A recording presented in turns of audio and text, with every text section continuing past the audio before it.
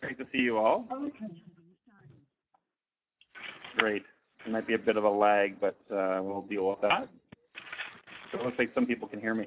So my slides haven't come up yet, but I'll see if I can grab them. And I'll click on Go here. Here we go. So I want to talk a little bit about open and network learning. I've got some before I start here. I've got some feedback. Does someone have their mic on, or is it just kept open? There we go. Okay. I'm going to start off with, and now there's a little bit of lag, but hopefully this will be okay. Give me 1 second to get oriented here. There we go. There we go. That's better. So a little bit about me really quickly. I know Bobby already gave me a great an introduction. If you were to look at my faculty page, you'd find some of the very basic institutional type stuff, more academic and that sort of thing. But if you were to look a bit closer, you could find out I'm actually from Regina, Saskatchewan, in the middle of Canada somewhere. So if you want to get a feeling for where I actually live, it's sort of in the middle of nowhere.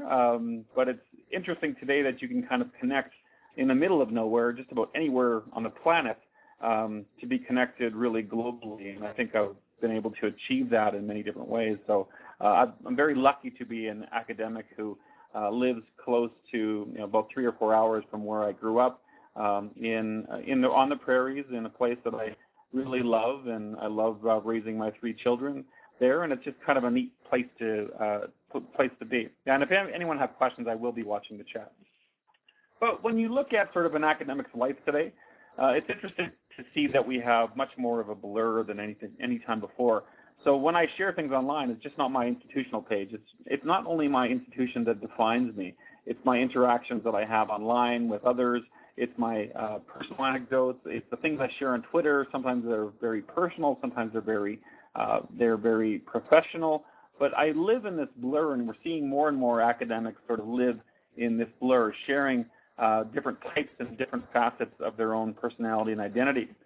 And we're seeing very much that this idea of Google being the new business card, that I teach teachers, so we're seeing a lot of teachers that go through the system, and sometimes they're still surprised to have employers Google them. Sometimes they're even offended that an employer has actually Googled them to find out more about them. But I can give you the example of my brother, for instance. He, for a grade 3 position, a teacher position, they may have 500 applicants for one position.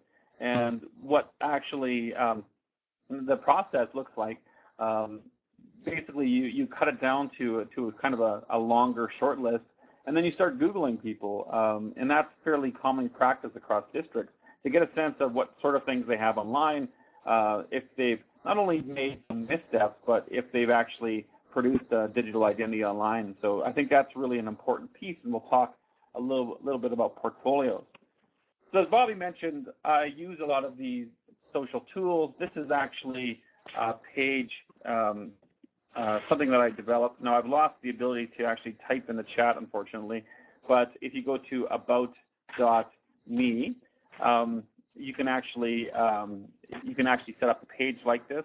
I have students doing this both at the undergraduate level and students I work with at middle years, as well as high school students as well, who set up this sort of page which helps them basically declare their online identity online. So in my case, I'm on Twitter. I'm fairly active there. I'm somewhat active on Facebook. I use LinkedIn, which is actually kind of an interesting professional type social network. The next icon there is Flickr. I share photographs every single day on Flickr. In fact, I've shared at least one photo from my life every day since 2008. I am actually part of what's called a 365 project. And so for the last 4 years, I've shared at least one photograph every single day. And it's really kind of neat to look back and see how much growth there is in not only myself, the things that I've done, but also my family and people that are close to me as well. So it's kind of an interesting time to be alive. And YouTube and WordPress are other ones I use as well. Are there visuals? Yeah, you should be seeing visuals. Sorry if you're not seeing them. Is anyone else having trouble seeing those visuals? Just Kim? Okay, so other people are able to see them. That's great. Yeah, Carol was having a little problem. If you're having trouble, okay. what I suggest you do is just sign out and come back in again. Okay. Okay. Yep. So if you can hear that, if you can't see anything, you should be seeing slides. I should have shared a PDF of these as well, but I can certainly share those afterwards. But I'm assuming the recording will have all of this there as well. I want to point to an article from Educational Researcher recently, and it says Web 2.0 tools exist that might allow academics to reflect and reimagine what they do with scholars. Such tools might positively affect, even transform, research, teaching, and service responsibilities. Only if scholars, and I think this is the important part, choose to build serious academic lives online, presenting semi-public selves and becoming invested in and connected to the work of their peers and students. And this is where we're seeing this whole new line of open academics or open scholars, where people are sharing their ideas online. They're not waiting for, for instance, I have a chapter in a book that I submitted in 2008, and I'll be lucky to see it published in 2012. I'm thinking more likely 2013. And so how relevant is something that I wrote 5 years later in the area of educational technology? So it's just kind of a sad state. So what I often do is I work specifically with open access journals. I look for ones that have still a solid peer review process, but a fast turnaround, and they don't wait for the old conventions in some ways. And I think that's really important. But even before I attempt to publish something in an open access journal, I will put the precursors to the thinking on my blog, for instance, so I can get feedback. It helps me to actually work out the ideas better, so when they actually do finally get published, they're better ideas, but they're informed by a greater network of people, not just the people that live down my hallway. So it's really changed in terms of how we should think online and how we do things online differently. I want to give you a little bit of a background on the idea of the personal learning network or the personal learning environment. And sometimes these two terms are used interchangeably, but they're a little bit different, I guess, and I can give you a visualization of what they look like. The concept of the personal learning environment is one that you can see cited fairly heavily. And what it comes down to is, and I actually worked on this concept back in my dissertation back in 2006, this idea of you or your learner being in the center of a lot of the Web 2.0 tools that we'll see that are available to us. Some of the ones I mentioned, some of them that have yet to be invented, but the tools that we see that are often not only the ones that are provided to you by your institution, but the ones that you can get freely available on the web. And so that's you in the center, and you're connected to this. And in some ways, this becomes your personal learning environment. You set up these tools, the way that you learn, the way that you publish, the way that you research, the way that you disseminate, the way that you curate information, synthesize information using some of these tools, and they can be available in a number of different spaces. But beyond this, and I think what's really important are the people that you connect with. The idea that you use these tools, these are just conduits to the networks and the relationships that you can actually use to form knowledge. So these act as the interface between my students, between researchers that I could have never participated and collaborated with a few years ago because the tools just simply did not exist. But you're seeing this idea that we're developing these invisible colleges in many ways. This idea that we don't just work and teach and learn in the university that we actually are employed in, but it's more likely that we are working in collaboration and in cooperation with people from around the world.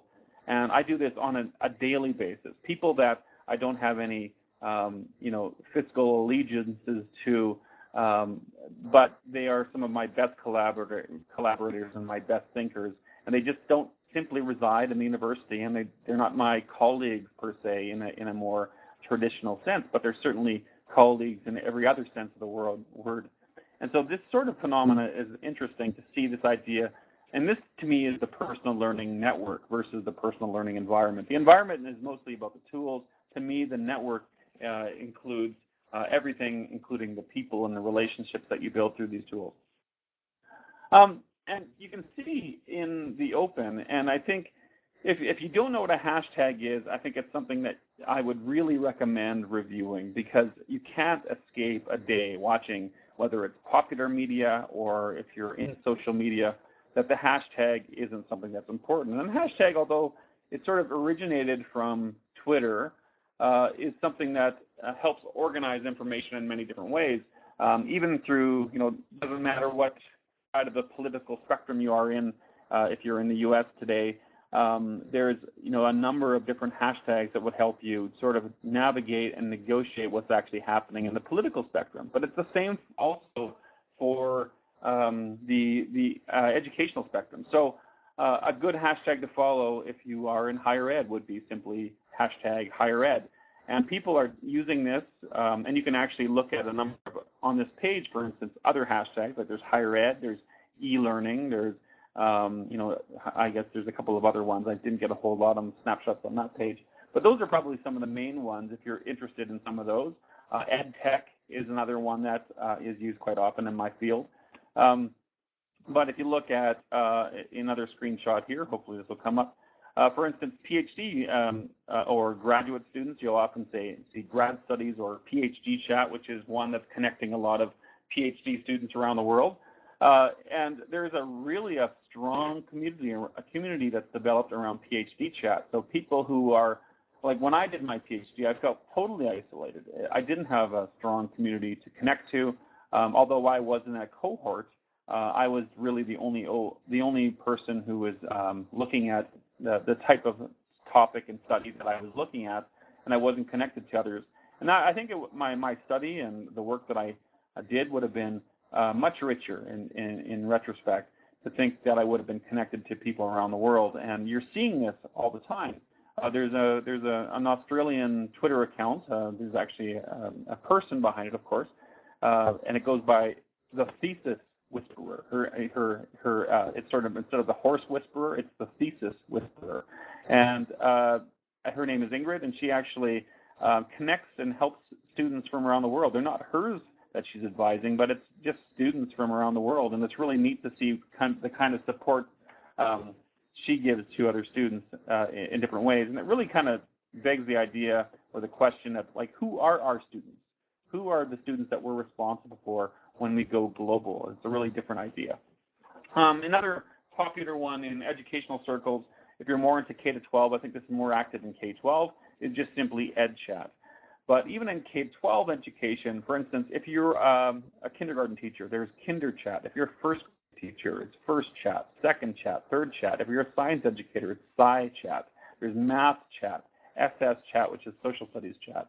And really, again, these communities form around these hashtags, and it's really important to understand and get a sense of what these are doing, how they form, how they are useful.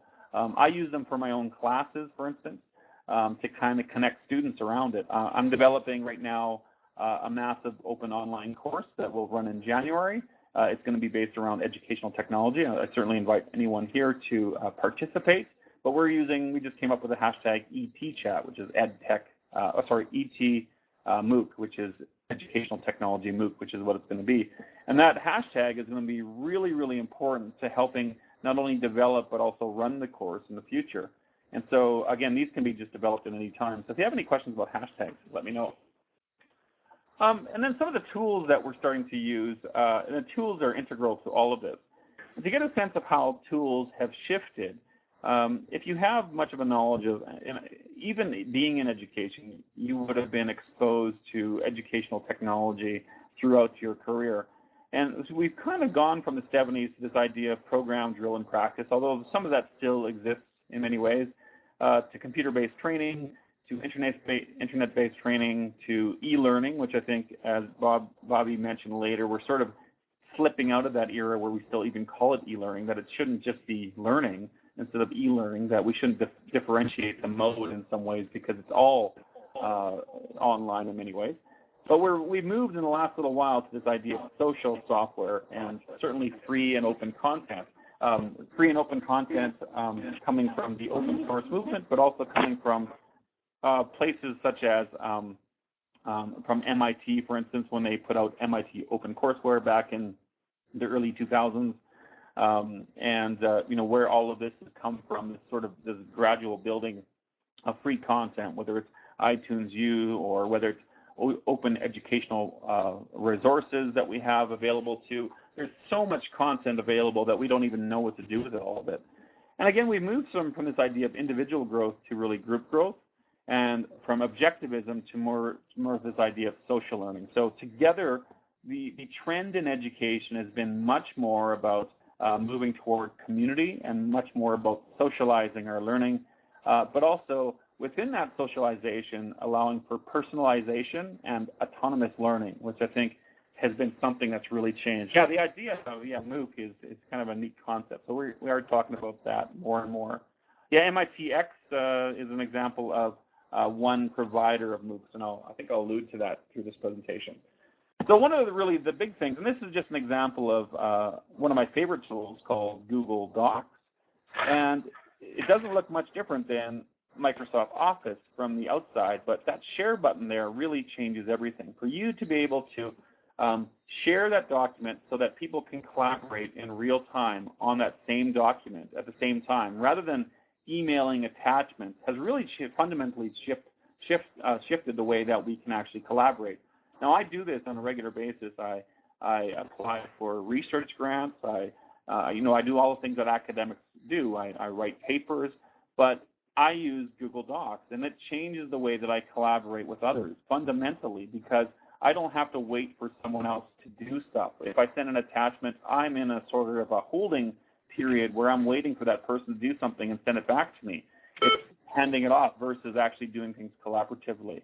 And so there's a number of reasons I use Google Docs and other collaborative type tools to do these sorts of things.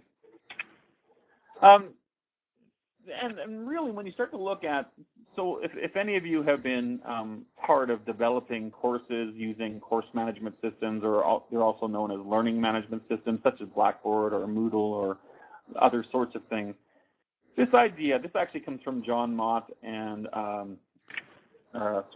Wiley, both at the time from BYU, and they were looking at the differences between when you actually take when you build community in a course. And we often try to do that in online courses, because I think it's important to do, to try to develop at least some sense of community, whatever we define community as. But what we often do in courses is we try our best. We get people to connect. We get people to relay trust in one another, and then we basically just delete everything. We basically start over and have people start a new cohort, and we start again. And that's that bottom piece, the build-up of community as we kind of move, and then it closes, and then kind of moves, and then it closes, versus the personal learning network that kind of overarches. This is the thing you develop despite of courses. This is your natural progression of building relationships. And if we can somehow tap into this idea, we have more potential for more collaborators, for more insight, more knowledge that you're in tune to. So I think it's a big difference to actually focus and help students build these personal learning networks versus just the networks that we build. And I think the parallel to this is kind of like if you had a Facebook account and the university required you to basically delete all of your contacts after every 4 months, after each semester, and start over again. It's kind of like that versus building this continuous relationship, whether you like Facebook or not, or Twitter or not. That's sort of the difference, I guess, versus an institutional model versus a real-world model in terms of developing a network. So, and then looking at some of the specific tools, I mean, I'm not going to list tools all day, but I can list some basic categories. Twitter, for instance, is one that's very popular, an open microblogging service. Some institutions are using things like Yammer, which are kind of institutionally controlled, and there's actually been a lot of success in things like Yammer. These are all free tools, by the way. Edmodo is one that you see at the K-12 level. So there are people that maybe use Yammer. I'm not sure. Yeah, it's been very popular. I see a lot of teachers use it because they don't feel like they want to have the open network, but they want to build relationships within sort of a microblogging type service, which is Yammer. moving along. Blogs and wikis continue to be quite important. I use WordPress, although there's Blogger and other things, and these can take on a number of different roles. I've seen them work, in both blogs and wikis, work not only as sort of reflective tools, but also kind of course management tools. I use it to run rather than using Blackboard or Moodle, I just use WordPress. I've also used Wikispaces to run sort of a management tool. My students use WordPress to actually develop their portfolios that are open and available to anyone in the world, which is kind of neat. Now there's a little bit of a lag on the slides. More simple blogging tools. We've actually kind of got tools now that kind of fit somewhere between microblogging like Twitter and blogging like WordPress, and those are simple blogging tools. Things like Tumblr and Posterous are becoming quite popular as well, and they're just really easy ways to publish data or publish content. Social bookmarking have been quite popular in the past. Delicious used to be the really big one. A lot of people move to Digo, which is a little bit nicer. It allows you to annotate and leave sticky notes, for instance, on web content, and it also allows you to share in groups and so on. So I've seen some great success in classrooms, both in K-12 and higher ed, in using things like Digo to basically not just, so a social bookmarking tool, if you're not familiar, basically allows you, rather than bookmarking a website on your own personal computer, it basically allows you to do that in the cloud. So you can share your list of things that you share with others. So when I run a course, for instance, I have every student develop a Digo account, and we basically share and build our own list. So students have the ability to basically take something that they find that's relevant to the course to build our own reading list. And so that's worked out very well in the past. And it's a really nice tool. So again, these are all free. Info and file management, I could not function the same way that I do without things like Dropbox, which allows you to store your presentations and data in the cloud. Evernote is my daily note-taking tool. It allows you to leave audio notes for yourself, photograph notes. It allows you to mark up web pages and save web pages online. It's really a very powerful tool that people don't perhaps use. Oh, the cloud, yeah, I'm glad to describe that. So the cloud, what that basically means is that information is residing in not on your desktop. So for instance, Dropbox is a great example of a cloud tool. What it does, when I save something locally on my computer, it does save it locally on a computer, but when I save it in a certain folder called the Dropbox folder. So once you've installed Dropbox, there will be a folder, whether it's a Windows machine or whether it's an Apple or a Macintosh environment. You can basically you can drop into this. You can drop a file or save it into place that you normally save it. But there will be a special folder called Dropbox, and what that does is it saves it on some other servers that Dropbox owns. So there will be a server farm, which means a number of different computers set up in a building, probably and also parallel to some other building. They wouldn't have them all in one place in case of fire, for instance. And then what happens is it's available on the web. So if your computer goes down, then you actually have access to a backup on the web. Also, what's also nice about that is for every single computer you have set up on that same account, so whenever I drop something in that Dropbox folder on my laptop, yes, the redundancy is important. Whenever I drop something in my laptop, so I have a backup that's on my laptop, I have a backup on the cloud, and it also stores it on every other computer. So it goes straight to my office computer. It puts it on that same folder in my office computer. It puts it on my home computer. It puts it on my iPad if I have it set up. It puts it on my Android device. So basically what it does is it creates this wonderful redundancy, lots of backups, and it makes all of my computers look exactly the same. So when I go to my computer or my laptop or my computer at home, all the data is updated. I don't have to worry about moving information from one to the other or emailing it to myself. It looks exactly the same.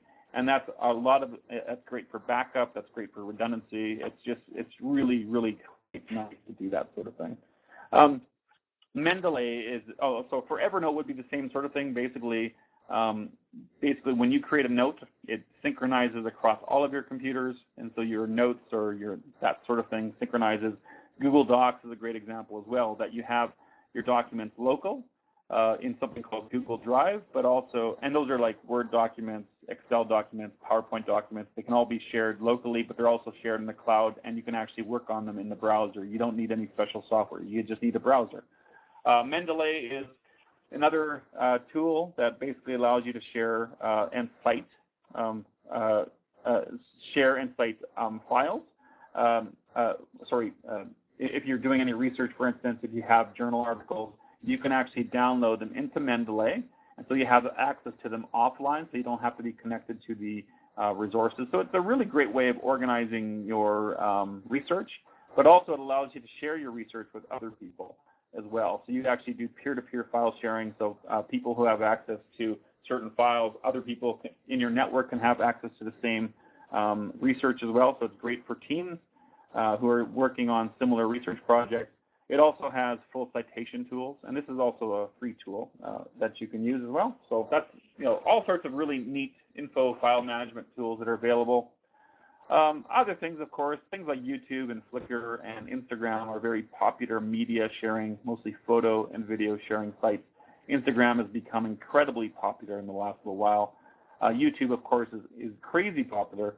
I think the last stats I saw on YouTube is that every minute there's about 72 hours of video uploaded. So every single minute, 72 hours of video uploaded. Just amazing to think about how much video is uploaded. And it's a really robust tool, but there are also other examples as well. Social networking, of course, the big one I use, and I put it under microblogging, but Twitter is the biggest one.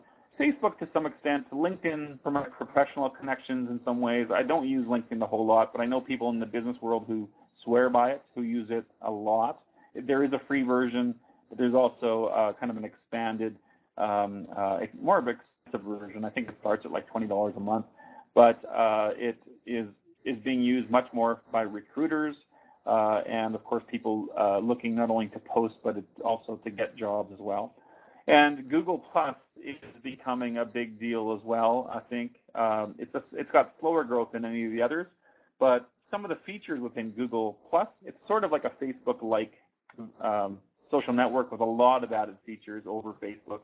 But because Facebook has such a great showing already, that it's hard for it to grow as quickly. So at this point, the more geeky crowd is moving to Google Plus because it has some really nice features, such as something called Google Hangouts, which allows you to basically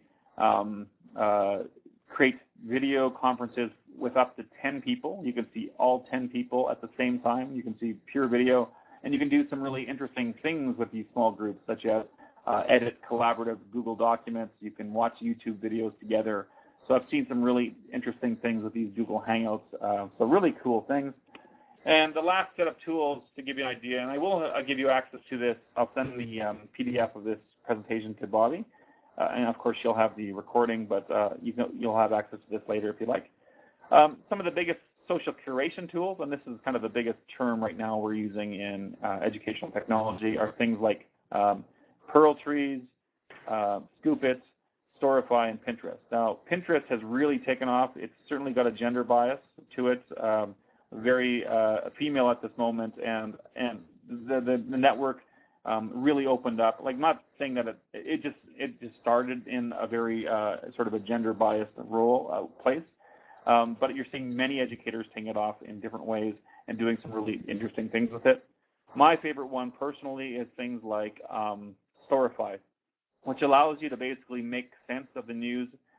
So it's a very easy drag and drop interface that lets you search multiple social networks to look for either hashtags or searches, and it helps you make sense of current day events. So excellent in any type of research or synthesis of information. It helps kind of slow down the web for you in many ways.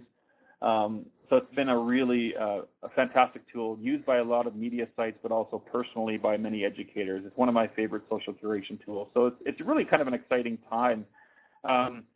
So yes, so the difference between social curation tools, now it's fairly subtle in some ways.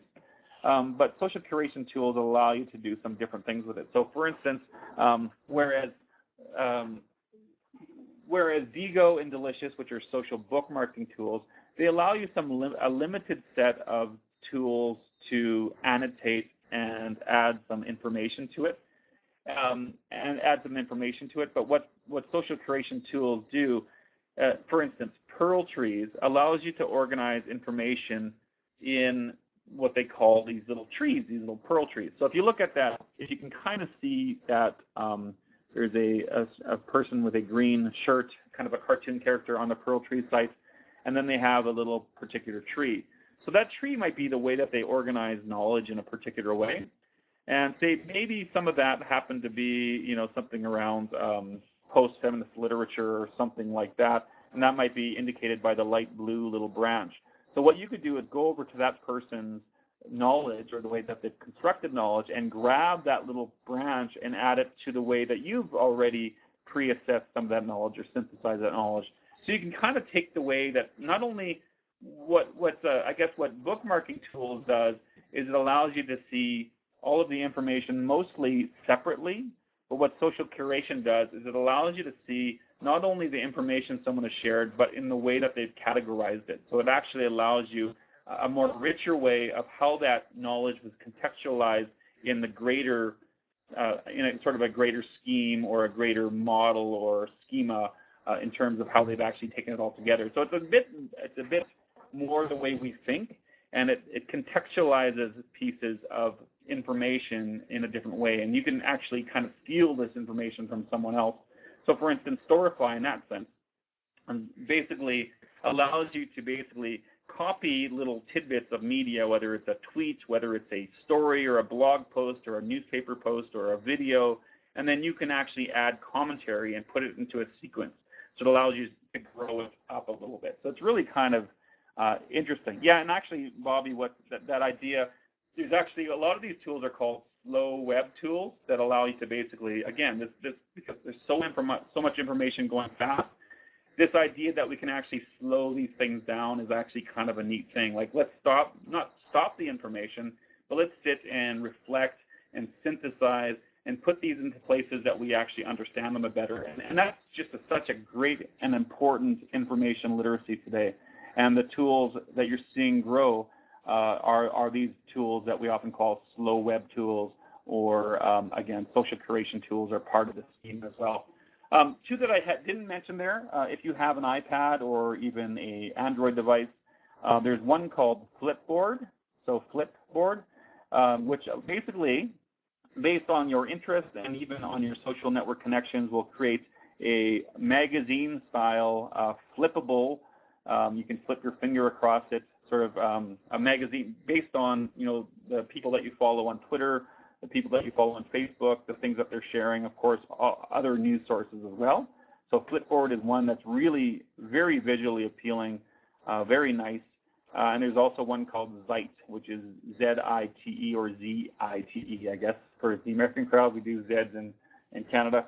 But Zite is also good, as well as a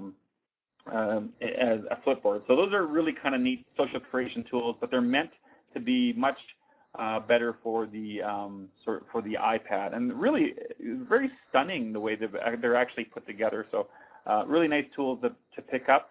And even whether you're on Twitter or Facebook, it doesn't matter. Any of those tools will be useful for you, even if you don't have started much of a social network piece, because it allows you to bring in the information, and depending on your likes and tastes of information that comes in, it'll actually allow you to form.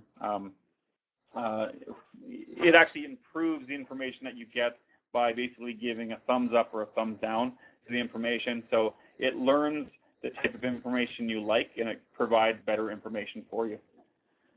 I want to move this sort of to the idea of connected learning, kind of for the last topic here. So this idea that we are learning in different ways. So what I'm going to try and attempt here, and I don't know how well this is going to work, but I'm going to try to give you a YouTube video, and it's a minute or so that I want you to watch of this. So what I'm going to do, I don't even know how to do this because my not able to type in something.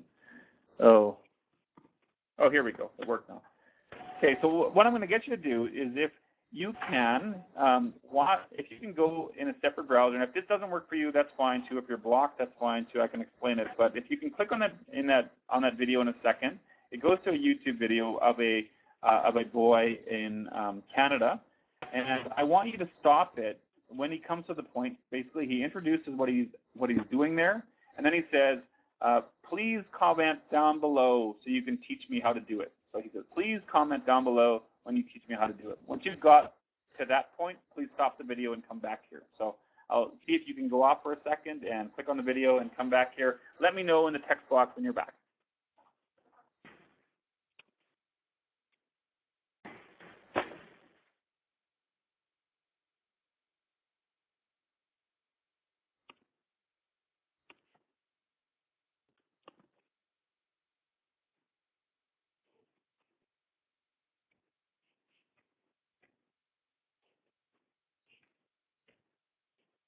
Hello. I'm trying my hardest here to make a bow drill set. See this is my spindle, and this is my block that you put on the top. So when you're spinning it around like that, so it won't melt into your hand. And then this is the bow that I use, and I just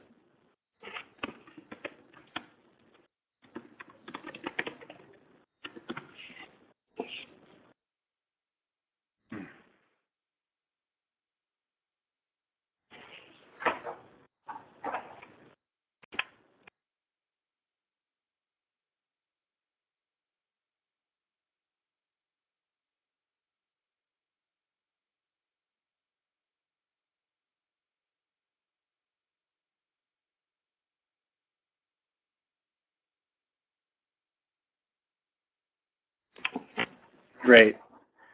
So this is a grade 8 kit, and so it looks like most of you got to see it. Thanks, everyone. I'm glad it worked for most of you. That's great. You weren't blocked or whatever else. So this is a kid who basically is looking to learn how to create a bow drill, to start a fire with this little bow drill set. And what I really like about this is, he could have asked the teacher and he might have got the answer right away, or he could have asked a parent and so on. But he's chosen to ask the network. He chose to ask YouTube. And I really kind of think this is interesting because he ended up with 21,000 hits. He got some really good comments. I'll show you those in a second. But what I like about this, I think it said that it came back to the session. Yeah, because I saw some people. Yeah, I hope I did that right. Sorry if I messed up.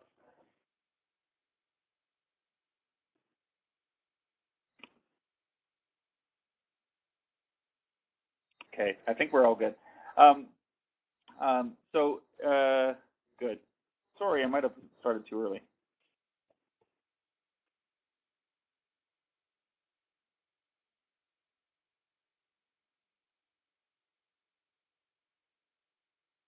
Okay, so sorry if I got people at the wrong time. It looks like a lot of people were back right away, and some others might have not got back right away. But what I really like about this again is, that he could have asked someone locally, but he ended up asking, the YouTube, which seems to be a tendency for him to kind of go in, ask YouTube. He got 21,000 hits, but he used proper tags in the video. He used things like bow drill, bushcraft, for instance. And which really allowed him to, in many ways, connect with his particular audience. It was really kind of okay. This was kind of neat to see this go. And so, in terms of the comments that he actually got, I'll see if I can get to that next thing. The next one was, I'm sitting here with my 4 friends, and we all bow drill. We all agree that the spindle and the fireboard should be made from softwood. Cedar works really well. The spindle could work better if you put it on the outside of the bow. Also, try keeping your bow lower. Your spindle should reach the tip of your thumb and the tip of your pinky when your fingers are fully spread out. Good luck, dude. And I just really kind of like that. I mean, these are taken from the page, and sometimes you see really bad YouTube comments, but this was just a group of people, and even the first sentence, I'm sitting here with my 4 friends, and we all bow drill. Somehow this guy tapped into some bow drilling community, which I didn't even know existed, and gave him some really interesting information, and was also encouraging about this as well. And I think that's really kind of cool. Other examples of this, for instance, and I love that, Bobby, exactly. It is a flip. Instead of telling, he's asking. But he also told a little bit. He's basically, when it comes down to learning, he basically said, this is what I know. This is what I don't know. Please help. And he did that very respectfully, but he was able to also demonstrate what he knows in many ways. And so how many of our students could do this sort of thing where they could basically demonstrate, okay, so I'm having a problem here. This is how far I got, rather than just saying I don't know how to start. But this is how far I got, but I keep on stumbling over here. Could anyone help me through this? And you see this sort of thing happen all the time. And whether it's on Twitter, whether it's on YouTube or whatever else, it allows networks to come in, people that you've built in some level of trust, and they allow you, to solve problems. So for another example that I use often is this guy. This is a guy who learned how to dance on YouTube, and he shared this video, and I can show it to you later, but we won't have time to show it now. But he basically shared his development of being a dancer online. So here he is, not being very able to dance at the beginning, but eventually he got quite good. And within a year and a half, he went from not knowing how to dance at all to actually performing, and then actually today he teaches dance with others. And he started off as like a 17-year-old kid, but he's in his 20s now. And I actually, because you can email people on YouTube, so I actually messaged him as well, because I was interested about this, because he said YouTube was my main teacher. I was very intrigued by this. So he responded, to answer your question, I did use YouTube to learn how to dance. I consider it my main teacher. He says, 10 years ago, street dance was very exclusive, especially rare dances like popping, the one I teach and do. You either had to learn it from a friend that knew it or get VHS tapes, which were hard to get. Now with YouTube, anyone, anywhere in the world can learn previously exclusive dance styles. And to me, this is really where we're starting to see the biggest change. In many ways, we're starting to see some of the knowledge that we used to have, that we used to kind of have a monopoly over or be exclusive of. I think that's really changed in many ways. Okay, so in medical education, this is exactly how I got the ruptured appendix. Now, how do I get out? Yeah, that may be a bit interesting. Although I have seen recently, there's been doctors tweeting from medical rooms, which I think is interesting. In some ways, sharing the experience. Of course, no tweet pics, but tweeting, surgeries and that sort of thing. There was actually a high-profile piece from people tweeting a type of brain surgery in the classroom to give people a perspective of what's actually happening. So yeah, it may work a bit differently in that way. It works a bit in the reverse, but there are some applications if you think hard enough in some ways, which I think is really interesting. Yeah, in YouTube to make mashed potatoes. That's I use YouTube to learn things that I can tell my undergraduates. I mean, it is the second most used tool as a search engine. So in my classes, one of the things that I do is actually we create something called the Learning Project. So this is undergraduate classes. Also, I do it with graduate classes because I want to help people understand what it means to learn and how to share their learning online. So my students, for instance, sometimes they'll pick up musical instruments, which I don't have. I played, but I never learned anything formally in terms of music and so on. So in this case, I had 3 students. This is their first jam session. None of them could play instruments, but they decided to. This is a screenshot from their YouTube video, which is really kind of nice. And so they put themselves out there, and it was amazing to see what actually happened. In fact, one of my colleagues by the name of Dean Shuresky, which I think should come up in a second here, if I've done this right, he does this project with me. We do it together. And what he wanted to do was basically also do it with students. So he decided to learn guitar. So the premise for, again, the Learning Project is basically take something that you want to learn, something that's worth learning, something that's difficult to learn, and put it online. Start sharing your learning online and see what happens.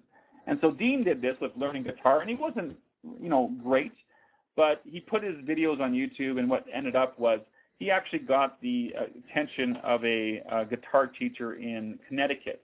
And so this guitar teacher basically connected with him. He saw that Dean needed some help. And so since he taught high school students, he said, tomorrow my theory students will give Dean Shuresky a guitar lesson. And then he linked to a blog there. And so he got his students to actually teach Dean. So every one of these kids, these are high school kids teaching a university professor how to play guitar. And so, for instance, Dean couldn't keep a really good beat, so he got Austin over here. Austin just volunteered, through his teacher to basically create a YouTube video of teaching Dean tips on how to keep a beat.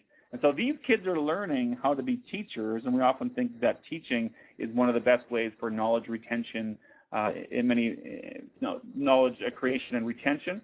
And so this is really kind of a cool project for them, but it also was very personalized and individual for Dean because he got these people that attended to his exact deficiencies in his style and so on, and were able to address that through creating instructional videos for Dean. So it was really kind of a neat little case of seeing this.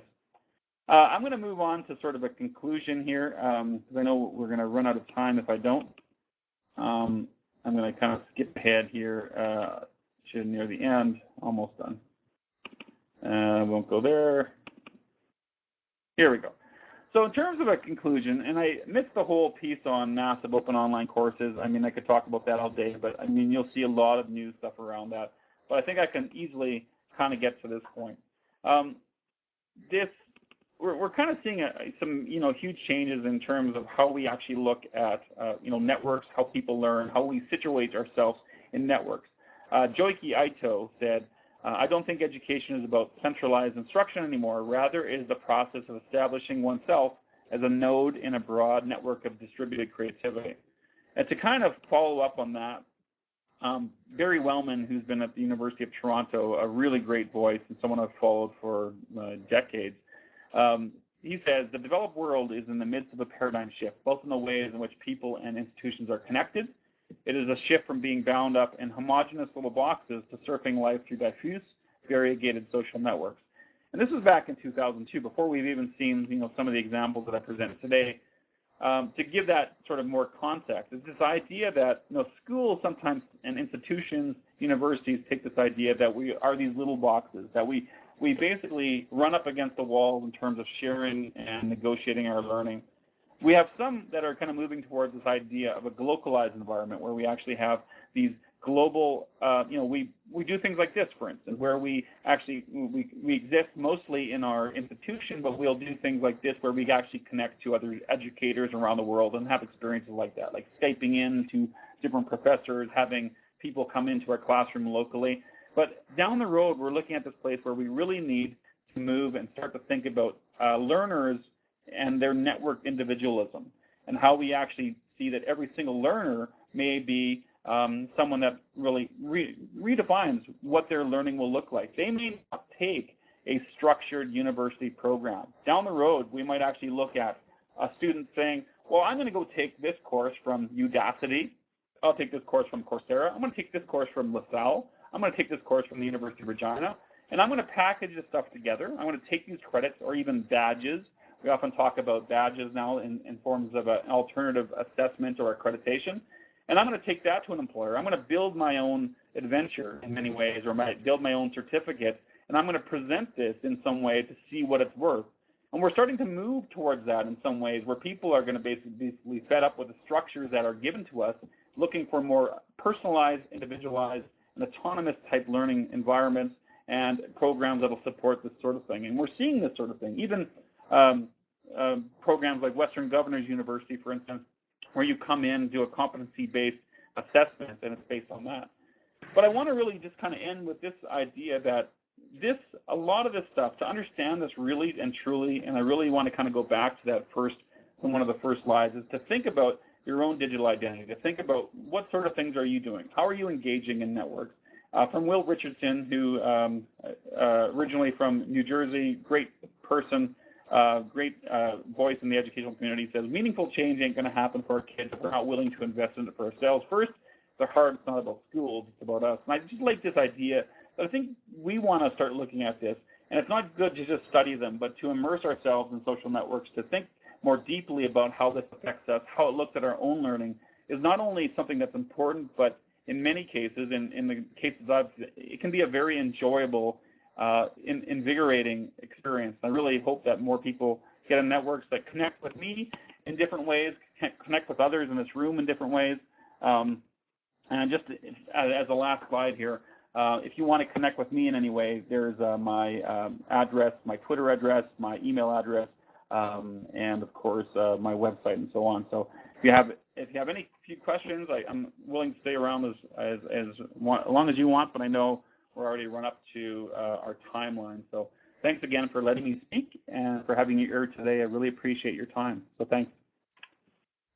Let's have a big hand here. Big round of applause for Alec. Thank you so much. And thank you also of being cognizant of the time. We are here. We are here for some questions.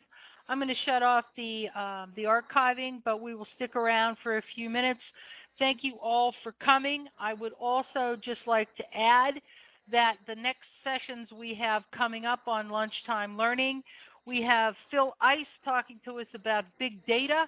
In October, we have Catherine Lambardozzi, Dr. Catherine Lambardozzi talking to us about personal learning environments and really learning environments in general, characteristics of learning environments. I've seen her do that presentation. It's fabulous. And then in December, we will be talking about things like Western governors. We have a panel discussion that will be going on about alternative models for learning. So thank you all, folks. We will be around. I'm going to open up the audio, but just so we don't have everybody talking at once, if you could either notify us in the chat or raise a hand or something like that, would be great. Wow.